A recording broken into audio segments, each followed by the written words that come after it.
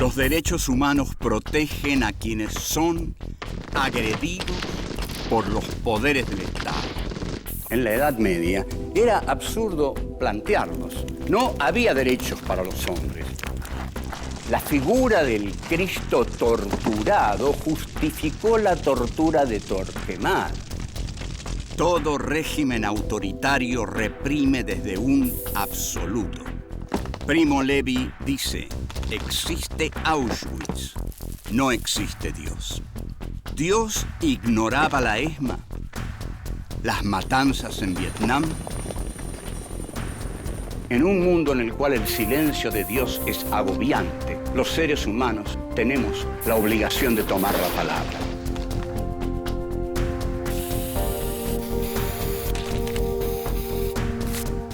Filosofía aquí y ahora 5.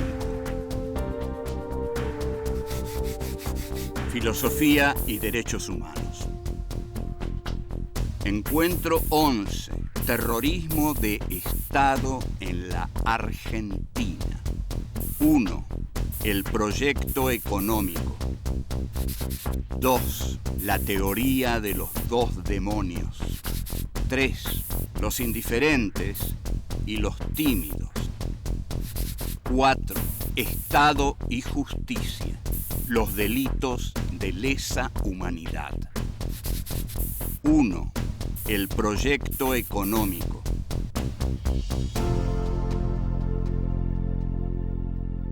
Este es nuestro encuentro número 11 de Filosofía aquí y ahora.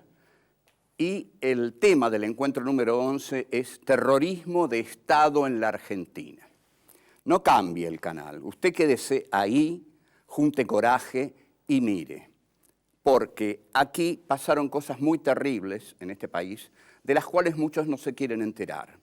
De modo que aquellos que no se quieran enterar, tienen que enterarse. Porque si en el momento no pudieron hacer nada, bueno, quizás no pudieron hacer nada.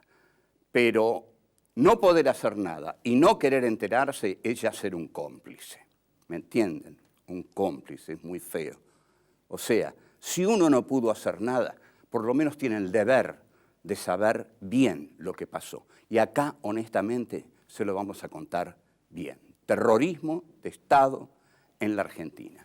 El 24 de marzo del 76, fecha infausta en la historia argentina, el ejército, los militares, ejército, marina, aeronáutica, dieron un golpe de Estado que no fue solo un golpe militar.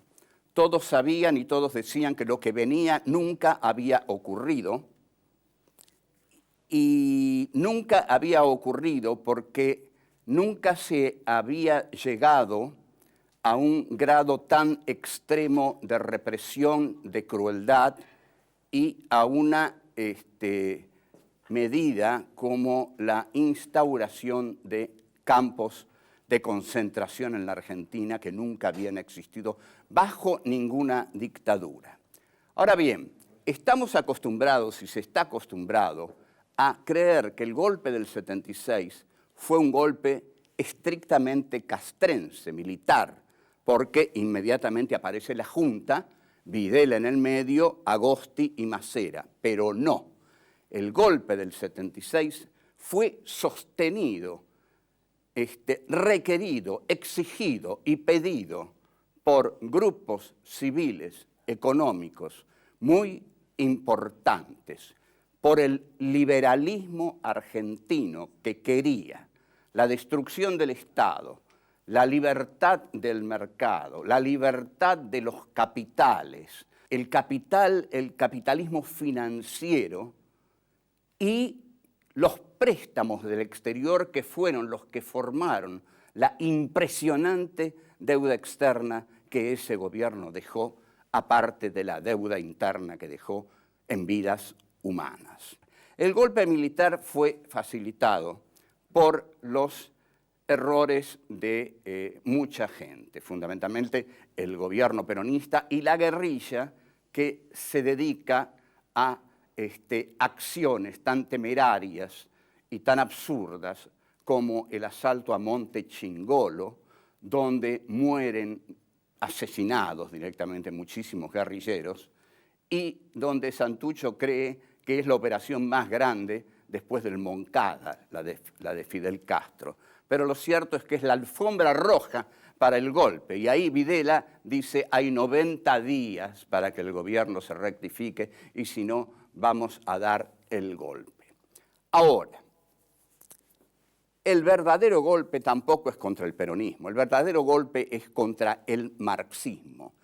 Las Fuerzas Armadas argentinas, formadas en la doctrina nacional, en la doctrina de seguridad nacional francesa, luchan contra el marxismo como parte fundamental de la Tercera Guerra Mundial. Ellos están librando la Tercera Guerra Mundial. La Guerra Fría fue la Tercera Guerra Mundial, pero las guerras calientes de la Guerra Fría se dieron en situaciones como la que se dio en nuestro país. Aquí se dio la guerra caliente de la Guerra Fría. Entonces, también el gobierno toma a la guerrilla como excusa. La guerrilla ya estaba derrotada, la guerrilla ya estaba desbandada, incluso Santucho, poco antes de morir, hace una autocrítica, Montoneros estaban en el desbande. Rodolfo Walsh hace una caracterización de lo que es el comienzo del año 76 y dice, grupos intelectuales y profesionales en desbande, o sea, en terror, como la mayoría de la población que tenía mucho miedo, mucho miedo. Bueno, el miedo es un elemento fundamental del golpe militar. Volvemos. 2. La teoría de los dos demonios.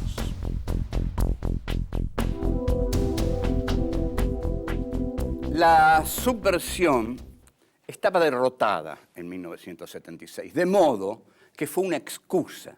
La lucha contra la guerrilla fue una excusa para imponer el plan económico y para liquidar a todos los sectores políticos del centro a la izquierda.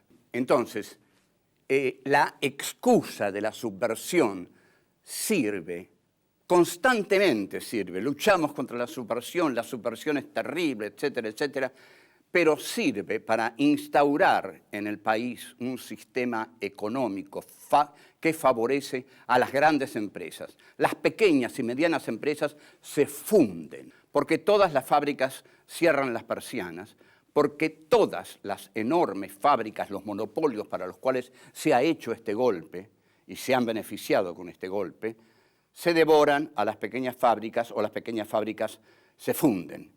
El golpe también se hace para robar, porque Guillermo Walter Klein no necesita préstamos, pero los bancos norteamericanos le ofrecen préstamos y los toma a cualquier tasa y así se va formando la deuda externa. Ahora, con ese dinero se equipan los militares, se lo quedan los economistas, se compran conciencias, es un dinero corrupto. Ese dinero corrupto forma la deuda externa argentina, que es ilegal, y que es el señor Domingo Cavallo el que la estatiza, el que la hace formar parte del Estado. Domingo Cavallo, ¿no? Economista de Menem y de la Rúa. Y ahora debe estar dando conferencias por el mundo a unos $30.000 la conferencia. Hay hombres que nacen así con estrella. Bueno, el golpe es terriblemente sanguinario y esto aterroriza a toda la población. Hay una teoría con la que empieza el nunca más. Una misma violencia agitó a la Argentina durante los años 70. Bueno, eso es un gran error que quizás el alfonsinismo concedió por ser demasiado temprano como para decir la verdad. No hubo dos violencias del mismo signo. La violencia estatal es privativa del Estado y no puede ser comparada con ninguna otra violencia. La otra violencia puede ser la violencia de grupos civiles, pero no, los grupos civiles no pertenecen al Estado. El Estado además tiene la obligación de hacer un uso legal de la violencia ligada a la justicia. Pero esto no se hizo así, se hizo una violencia clandestina basada en la desaparición de los cuerpos. Dos palabras sobre la desaparición de los cuerpos. No hay dos demonios, por favor, escúchenme bien, se los pido por favor, no hay dos demonios, sobre todo porque cada militar que moría, los familiares tenían el cuerpo, lo podían velar, lo podían enterrar, la madre, el padre, el hijo, lo que fueran, podían ir al cementerio, podían llorar, podían rezar, sabían que había muerto, que no iba a volver más. En cambio, la madre, el padre de un desaparecido vive una angustia terrible porque no tiene el cuerpo, no tiene cómo velarlo, no tiene cómo enterrarlo, no tiene dónde tenerlo, no tiene dónde llorarlo, no puede abrazarlo en el cajón y sobre todo siempre está esperando que vuelva. Cada paso que oye a la noche cree que es su hijo que regrese. Esto aniquila por completo la teoría de los dos demonios, pero la aniquila por completo. Hay que pensarlo desde ahí. Unos tuvieron los cuerpos, otros no tuvieron los cuerpos. Se acabó. No hay dos demonios. Volvemos, quédese, tenga coraje, mire esto, usted tiene que verlo y seguimos. 3.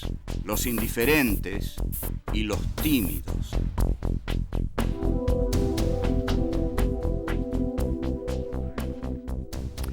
La represión no estaba al servicio de liquidar la guerrilla. Por supuesto, los grupos guerrilleros que insistían en pequeñas acciones sin trascendencia eran detenidos, llevados a la ESMA, aniquilados, torturados para obtener confesiones. Pero la represión se hizo y el golpe se dio para imponer el plan neoliberal de José Alfredo Martínez de Hoz, que era presidente de Asindar, una empresa poderosa, renuncia a Asindar y se adueña del Ministerio de Economía. Martínez de Hoz, del largo linaje de los Martínez de Hoz, desde los poseedores de la tierra hasta Joe, con sus enormes orejas y su complicidad perversa con el régimen. Entonces, volvemos. Hay militares desbocados que dicen cualquier cosa, porque es tal, el grado de impunidad era absoluto, de aquí el terror. Saint-Jean, una vez en un discurso, para acentuar bien el miedo en todos, dijo: nosotros, los militares, primero vamos a matar a los subversivos, después a los cómplices, después a los familiares, después a los amigos, después a los indiferentes y por último a los tímidos. A los tímidos. Usted imagínese que está viviendo en una sociedad donde el gobernador de la provincia de Buenos Aires, un militar duro, que no le importa matar a quien sea, dice que se propone matar hasta los tímidos. Y usted no solo es tímido, quiere ser indiferente, quiere pasar inadvertido. No. Pero el general Saint-Jean dice que a los que quieren pasar inadvertidos también los van a matar. Y eso lo dice otro personaje tan siniestro como el general Saint-Jean, que ahora está preso, que fue el primer civil que fue preso por convivencia, por apoyar, por ideologizar al golpe del 24 de marzo. Es el doctor Jaime Smart, que en el diario La Nación del 12 de diciembre de 1976 muy anunciado con grandes letras en la tapa, el título del artículo decía desenmascarar a quienes armaron la subversión. A ver, pensemos, ¿quiénes creen ustedes que habrán armado la subversión? Quizás las armas que venían de la Unión Soviética, quizás las que venían de China, de Cuba. No. ¿Saben quiénes armaron a la subversión? Los profesores de todos los niveles de la enseñanza. ¿Por qué? Se equivocan cuando limitan la subversión solamente a aquellos que caen abatidos por las Fuerzas Armadas. No puede decir otra cosa. La muerte la tiene tan en la cabeza que en lugar de decir a aquellos que caen, aquellos que son detenidos por subversivos. No, dice aquellos que son abatidos por las Fuerzas Armadas, aquellos que son muertos, por supuesto. Entonces dice, el gobierno de la provincia de Buenos Aires sabe que el origen de la subversión es ideológico. Y aquí es donde empiezan a pagar la cuestión los profesionales, los maestros, los profesores, los académicos. Entonces, con cinismo total, el doctor Smart dice, ahora esos que armaron la subversión quieren pasar desapercibidos, como diciendo, los vamos a agarrar, no van a pasar desapercibidos, señores profesores. Y en efecto, en Bahía Blanca se hace una caza de brujas impresionante, comandada por el general Agdel Vilas y el diario La Nueva Provincia, que colabora con la Armada en una caza de brujas que costó la vida de muchos profesores que no habían hecho otra cosa que poner en sus bibliografías un libro de Paulo Freire o de Marx. Solo eso. Por eso los fusilaron. Seguimos. 4. Estado y justicia. Los delitos de lesa humanidad. Todo esto se pudo haber hecho de otra forma, sin campos de concentración, sin torturas, sin hacer desaparecer a la gente, sin tirar a seres humanos vivos desde los aviones al Río de la Plata. Se pudo haber hecho con la justicia, como se hizo en Italia con las Brigadas Rojas. Pero en el film de Marie-Monique Rubin, Escuadrones de la Muerte, aparece el general Díaz Besone, un convencido de la tortura y de la muerte, y dice, pero imagínese, le dice, cómo nosotros íbamos a fusilar públicamente a 8.000 personas, porque fueron 8.000 nada más, dice, ¿no? De todos modos, ustedes saben que las cifras no importan. Las madres dicen 30.000, yo le creo a las madres. Pero digamos 20.000, 10.000, 15.000, ¿qué quieren? ¿Que negociemos las cifras? Pongamos un muerto acá. ¿Y? Es más fuerte que cualquier estadística. Un muerto acá, usted lo mira, yo lo miro, y es más fuerte que le digan a usted 30.000, 20.000, 6 millones, 4.800.000, porque, como dice Todorov, un muerto es una desgracia, 20.000 muertos es una estadística, lo cual es muy distinto. Entonces, no se aplicaron los derechos humanos. El Estado tiene el derecho, la necesidad, el imperativo de aplicar la justicia. Para eso es el Estado. El Estado no puede ser una banda, si no, no es un Estado, es una banda. Entonces tiene que aplicar la justicia, pero dejaron de lado la justicia para convertirse en una banda clandestina y actuar por medio de los grupos de tareas. Bien, todo esto se hizo para lograr otro país, para terminar en última instancia definitivamente con el populismo estatal peronista, para terminar con el populismo estatal peronista e inaugurar una economía neoliberal de mercado aliada a los Estados Unidos y una economía que fuera alimentada por los créditos del exterior y que el Estado fuera cómplice de esta tarea económica. Rogelio García Lupo, que es un brillante periodista argentino, publicó en el diario Clarín en el año 2001 El complot del doctor Perrió, la conspiración civil. Jaime Perrió, recuerda este nombre, Jaime Perrió fue un aventurero, pero además fue un hombre de mucho dinero y asesoró a los militares en cuestiones económicas. Perrió fue el puente entre militares y civiles. Era un civil rodeado de civiles y que tenía claramente una ideología de colaboración con el plan de las Fuerzas Armadas. Y muchos otros civiles colaboraron con el golpe.